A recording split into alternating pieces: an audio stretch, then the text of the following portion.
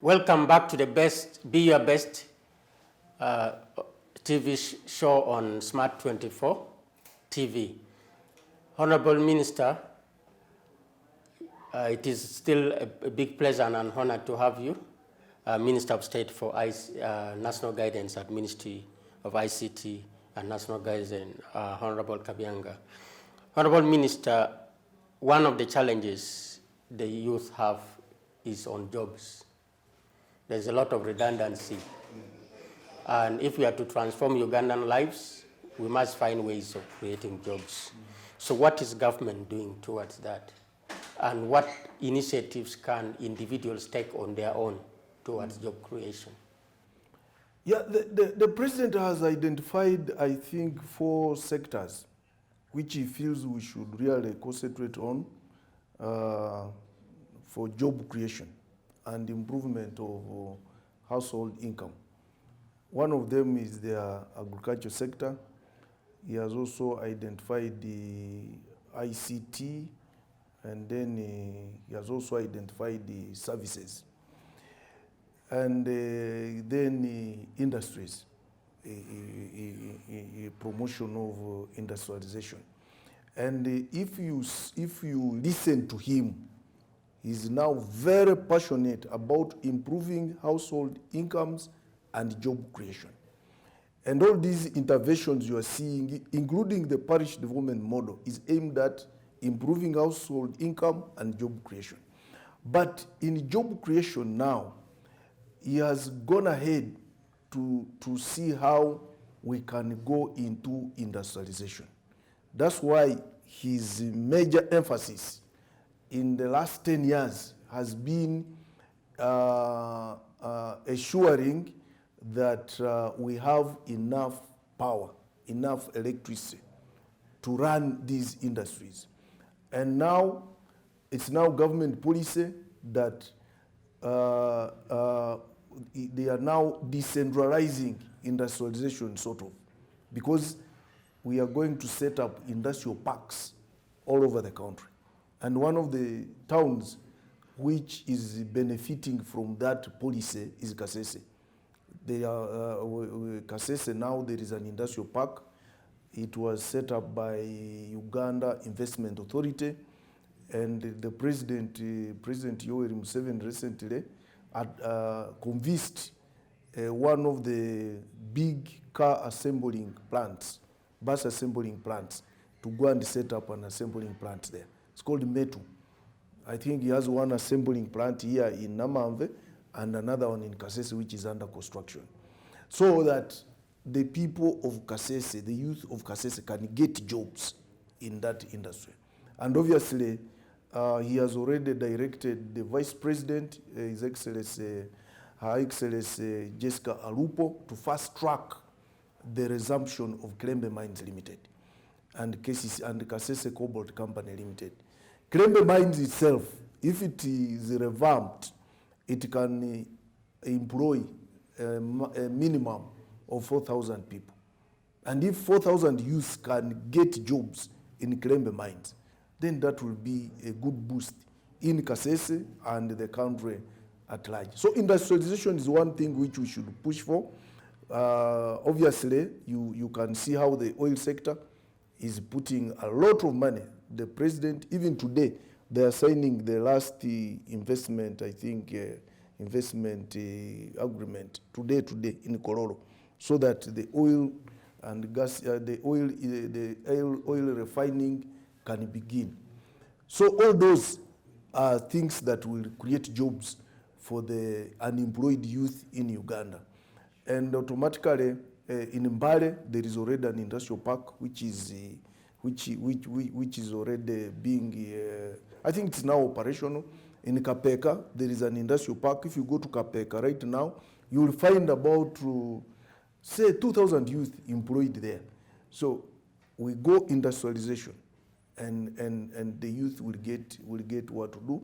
And then our ICT sector, because you are an ICT expert, we are now going into business processing outsourcing, so that the youth here can even work for offshore companies when they are here.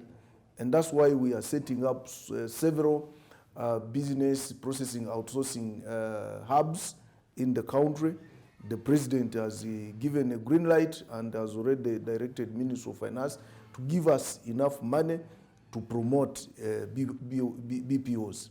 So all those we want to assure we create jobs, either jobs by industries or we create environments where the youth can work. Like BOPs, we are creating hubs, we are creating an environment where the youth can work with offshore companies even when they are here. Because in America, when they are sleeping, here we are awake. So their companies continue working. And countries like India, countries like Kenya are doing very well as far as the BPOs are concerned. And obviously the service sector, we are going to put more money in the service sector. Tourism, for instance, is one of the biggest industries now we have. By the way, it might be now the leading income earner in Uganda. It is beating now the traditional coffee, cotton. Tourism alone like this can give us a lot of money. And this country has enough things to show. People think about national parks. But national parks are not the only tourist attractions here. Even culture is a tourist attraction here. Even food is a tourist attraction here. So we need to develop all these. Agricultural tourism is there. It's there. One time I have a friend, he came to see me from the United States. He had never seen physical coffee. Coffee in its natural, environment. He takes coffee, but he had never seen a coffee plantation. He had never seen a live coffee plant. And when I took him to a coffee plantation in Kasese, he was really amused. And others come to see how we milk cows. We milk cows. No, a brother of mine is staying in South Korea. He came with a wife. A Korean wife. And he was amazed to see a goat, a physical goat. And he used to go in the why we also call it a kraal, where the goats sleep. And he would say the smell of goats poo smells good. You're getting me? And up to now, he still wants to come back to Kasese because of the goats. You know, there are so many things, but what we are lacking right now is packaging in tourism. And then packaging and advertising our country, and we ourselves loving our country. Because normally, people, if they want to go to Uganda, they will go on Facebook and check, Google Uganda. Then every day you hear people have posted negative things about Uganda. Why don't we even post the positive things so that they can attract people to come? So if we can develop all these areas as the president has guided, the youth will get employed. How many people are now employed by Honorable Nabet on TV, on this TV? Many, and there are so many other TVs, radio stations. So the service industry is something we need to move in. The ICT industry, we need to develop it. It will employ so many people. It's good to hear that. How about issues of self-employment? What are we doing in that regard? Yes, I think we need also, that is now mindset. We need to tell people we can go into self-employment by setting up even businesses. Another thing, another value which we should really look at is those family ties. In Uganda here, everybody struggles on his own. Even when you are starting a shop, you cannot ask your brother that we combine efforts to start a what? To start a business. Not at all. You will start alone with 1 million and business is not growing. Then your brother also goes and sets up another small shop, 1 million. Yet, if you brought the money together, 2 million shillings, you do better business. I hear all these companies, and if you go to Google and look at the profiles of these companies, Toyota, what? Those are families. Some of them are families. But here, you are still struggling as TOROCH. Your brother is also struggling alone, and you are not going anywhere. That's why even when you have land neighboring one another, you even put a face so that your brother should not even go an inch in your what? In your land. If he's got trespasses your land, you'll even kill it. That is selfishness that we should get rid of as a nation if we need to develop. If you are Kabyanga, Kabyanga is our family name, the Kabyanga family should have one business. If you are in tourism, go into tourism. And that business can remain even after all of you have gone. So self-employment is good, but what is lacking now is capital. We don't have capital. And we think everybody should struggle on his own. But if we combine resources, we can build capital and employ ourselves. And we are not using our skills. All of us are waiting to get jobs from government, to get jobs from organizations. Nobody can even initiate anything. For instance, your sector. Why should I look for a job? Because your sector, that's where everybody's going. I have seen so many young men, they come out of university and they develop a system. If you go to our institute here in Nakawa, the Uganda Institute of Telecom, you will get so many innovators. Guys are developing systems of ticketing, you know, all that, they are trying to self-employ themselves. Honorable Minister, the other concern has been excellence in employment and service delivery. What is your perception or view about the level or quality of service delivery in the various sectors? The level or the quality of service delivery depends on honesty. Once there is no honesty, there is no integrity, the quality of service delivery will be poor. You know, Mr. TOROCH, once they have given you drugs, they have supplied you drugs at a health center, and then they bring you, say, 10 tins of aspirin, and then you steal 2 tins. It implies even when you are prescribing medicine, you must assure the other 2 tins are somewhere in the prescription. So if a patient was to get aspirin for 7 days to get cured, I'm giving it as an example, you'll give him for 5 days.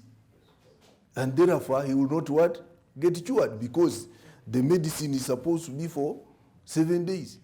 Why? Because the other 2 things which you stole, you have to compensate. So the level of service delivery can never be good if people are corrupt.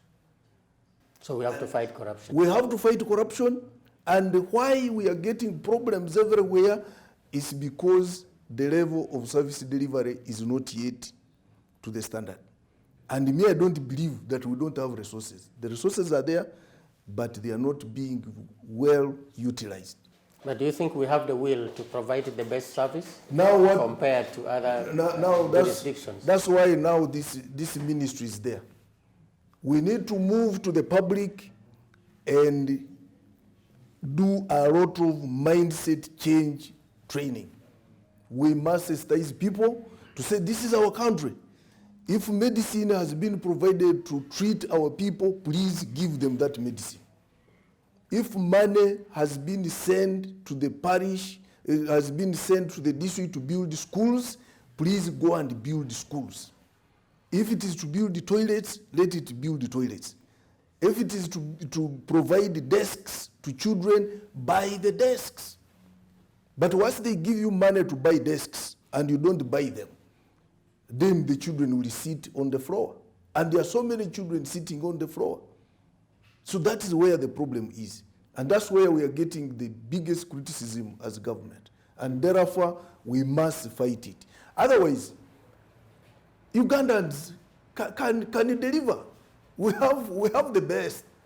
TOROCH, you also know we have the best. That's right. We have the best IT specialists in this country.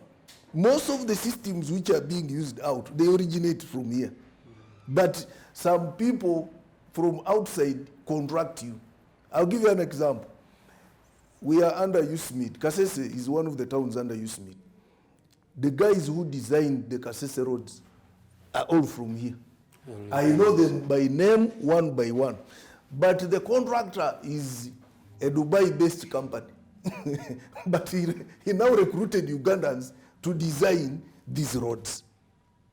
And my question is, couldn't the Ugandans design the roads? But there is a foreign company which has already subcontracted Ugandans. Exactly, and it has taken most of the money. So, why? Because you meet that those people looking for the consultant, they have put the bar very high, and any Ugandan company cannot what? Cannot qualify. Is that fair? Of course not. Exactly. Those are the things now we need to fight. We need to give our scientists confidence, and they will do wonders. And any other employees, what they need is now what? Confidence. Me, I still believe we have the right personnel, but they need to get confidence. We need to fight corruption so that people can get confidence in government, and then they start supervising.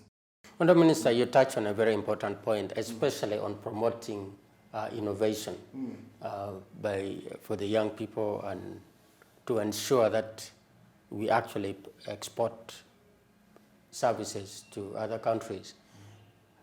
What is it that government is doing toward the promotion of innovation? Because that is another area where if we make our youth to excel, we make Ugandans to exhibit their best innovations out there, then it helps to transform lives, and definitely it will help to create more employment. Yes, like now you have seen what the president has done to fight for scientists to improve their salaries so that they can stay here and do innovations, stay here and train others. And he's very passionate about it. President Museveni is passionate. People are criticizing him, but he has stuck his ground. Scientists should be promoted, given better pay so that they can stay here and do the work and stay here and train. In our ministry, you are one of the people who was leading this team.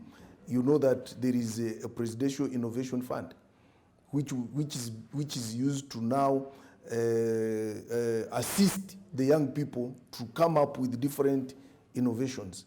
If you go to Nakawa at our institute, you will meet so many innovations. So what we need now is, after innovation, what next? What next is to use these systems. I strongly believe we should come up with a law that all the systems that we are capable of designing, we should not bring any foreigner to design them here. Because these people come, they design systems, they develop systems, and then after that they own them, and then they start holding it at ransom. If there is a problem, a simple problem in the system, you have to pay transport for someone to come from India, from US to come and correct it. But the same systems can be developed by our people here. Like now, our ministry is developing the parish development model digital system. The lead person is someone you know, someone you have worked with, Vivian of NITA-U. He's the technical director of NITA-U. He's the lead person. And we have developed the system. We are not going to engage any consultant. We have assembled the people in ICT, NITA-U, local government, a few consultants to assist. Here, Ugandans, and we are coming up with a very good system. But if it was not that, we would have now recruited a consultant and he would have eaten a lot of money. But the system has been developed and it's going to work. Yes. So those are the things we should do, Mr. TOROCH, so that if we have any money for system development, let us give it to those young people who have developed this system. After all, it will even be a tenth of what the foreign developer would have asked for. So let us give it to them. Whether they are civil servants or not, let's give it to them to really motivate them. Obviously, when they do it themselves, they also make spillovers, because right now they have recruited data collectors. Data collectors, you know, the people they are using LOC1 chairman as data collectors. Yeah? So the money is spreading among us, and that's what we want. That's what we want. That is really, really very impressive and good to hear. Because one of the challenges we notice that the foreign imported software, normally they are proprietary, and the owners actually don't want to give us access to the source code. Every time any small modification to be done, they will require that. And you should also know that the e-procurement system, we have developed it. You are one of the people who has developed the e-procurement system in the whole country. You are one of them. Yes. And it's working. So why can't we develop others? Honorable Minister, it's really been a pleasure to have you on this show. Kindly give us your final word. My final word is let us all concentrate on positive energies. Let us follow what President Museveni's guidance, and we concentrate on positive energies. But if we start looking for problems, for issues and mistakes in government, you will find them. But don't mind about those mistakes; they can be corrected. But let us concentrate on what good the government is doing and where they are taking us. If we can do that, then we shall eliminate poverty. We are going to work on issues of unemployment. We are also going to improve service delivery. And to my fellow political leaders, let us fight corruption. Corruption is killing us. And if we don't do that, then we can't improve service delivery. And if we can't improve service delivery, people will continue criticizing us. On that note, we wish to thank the Honorable Minister, Honorable KABYANGA Godfrey Baluku Chime, Minister of State for National Guidance at the Ministry of ICT and National Guidance, for ably sharing with us how we can be able to transform our lives. And we wish to thank you for watching Smart 24 TV, and see you next time. Remember to be the best in whatever you do. Thank you. Thank you.